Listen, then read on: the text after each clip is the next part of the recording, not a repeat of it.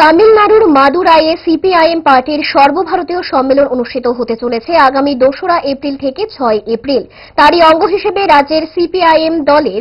48 জন প্রতিনিধি এবং দর্শক মাদুরাইয়ে সম্মেলনে অংশগ্রহণ করতে যাচ্ছেন। দেশের বর্তমান রাজনৈতিক পরিস্থিতি নিয়ে পর্যালোচনা করা হবে বলে জানান বিরোধী দলনেতা জিতেন্দ্র চৌধুরী।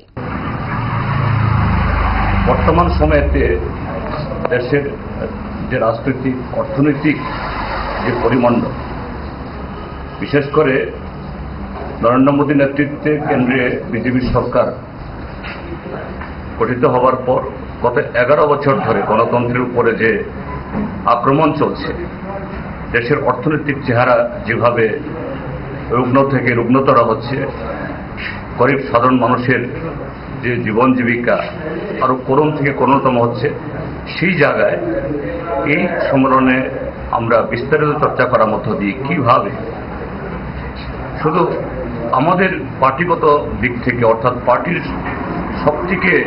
শক্তির উপর ভিত্তি করে নয়,